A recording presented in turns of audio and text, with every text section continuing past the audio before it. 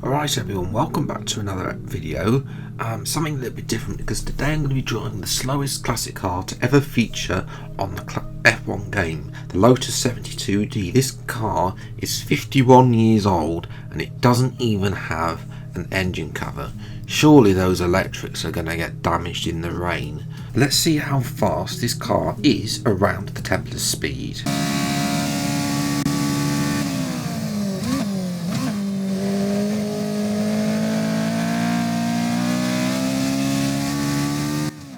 Now, before I try and complete a lap around Monza with a car with a baking tray for a rear wing, first of all, F123, basically, remember that little announcement? Turns out all they've done is reveal the cover art as well. It's I can't quite remember the last time a game reveal was this shambolic. It is utter shambles for me there.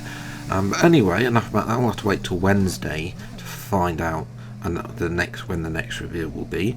Back to something I can talk about, and the beautiful Lotus 72D. This car's 51 years old.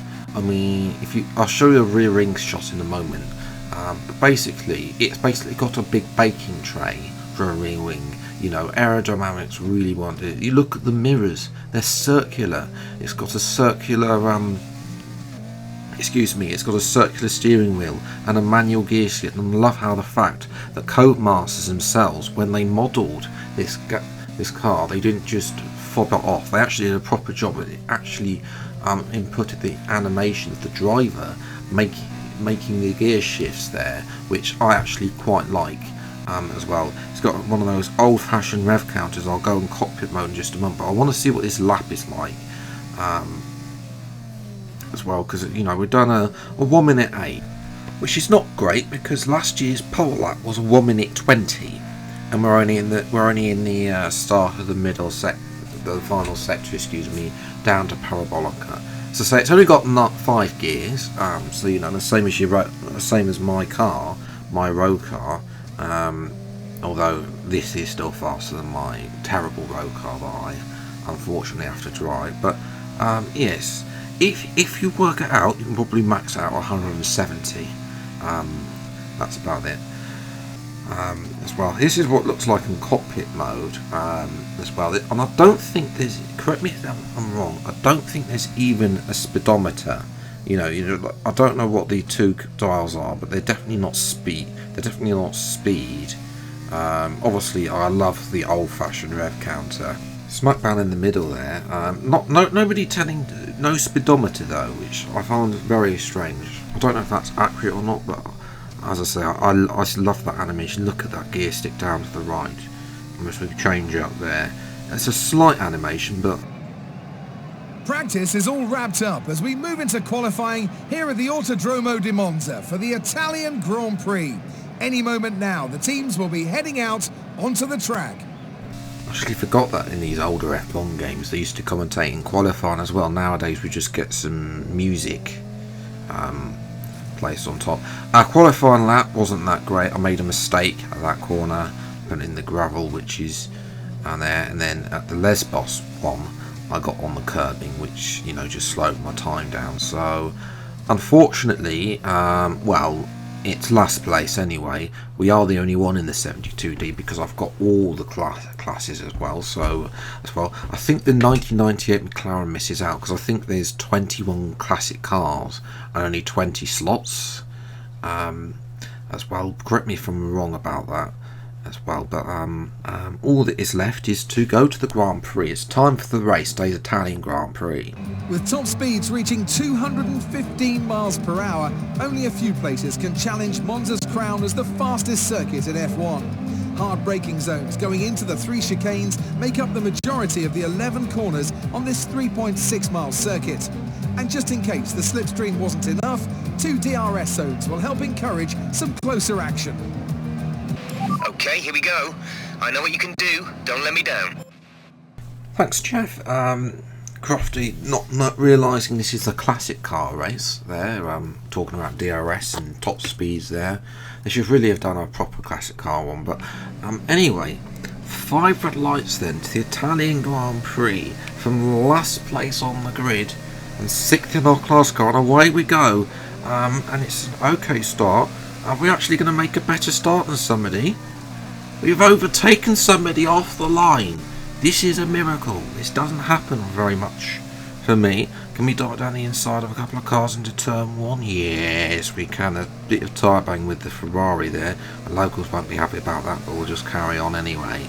As well, up at the front, the two V10 cars have had a poor start, but you know, they got so much power compared to the V8s. It's going to be a joke. You know, and already the BMW's recovering as well, and already thinking about sticking up the inside of the McLaren there.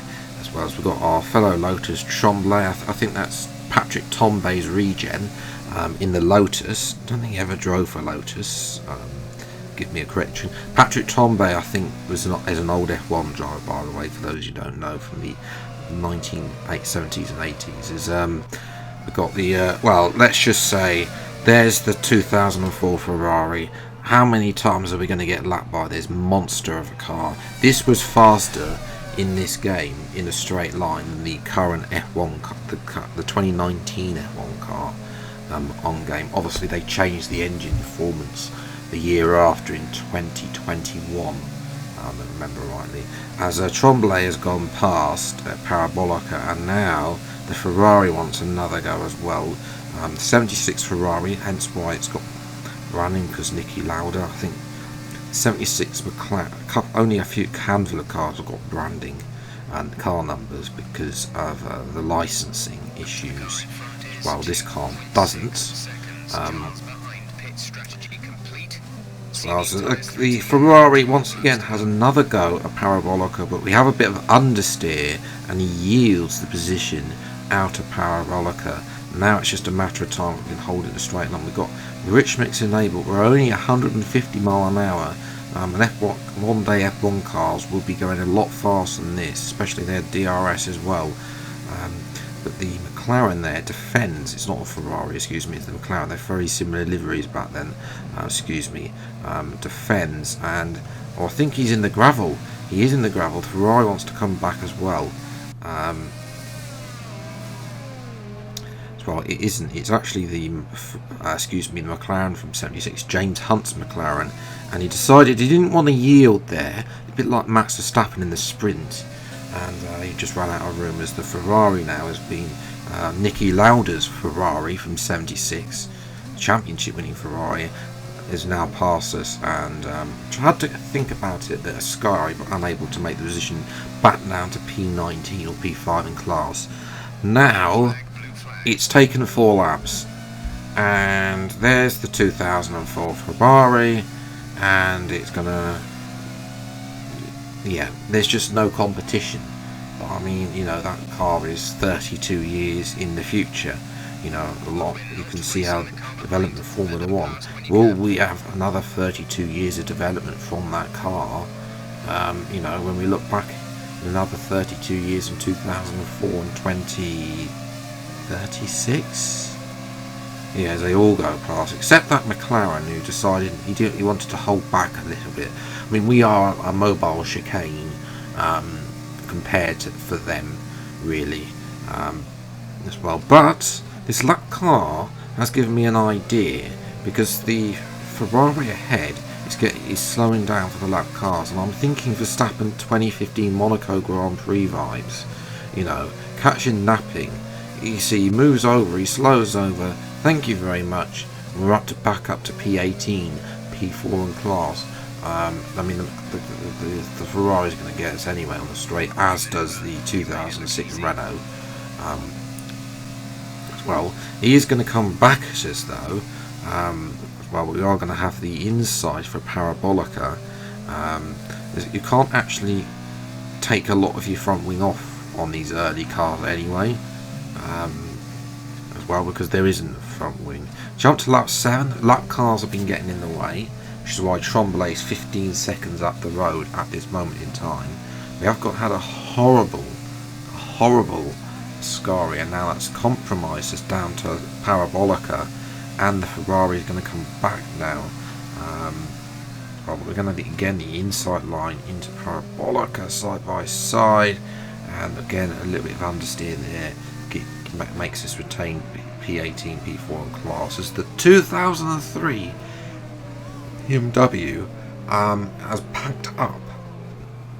So with one less car, there is a C2 class cars getting up there. To be fair, the 2010 Red Bull is having a massive fight with the 2009 Brawn there, as we have got some front wing damage apparently, but you can't actually see it because I mean it's just, as I say, it's just the two smaller baking trays for the front wing and a larger baking tray for the rear wing on this car. As well, we do defend against the Ferrari again there.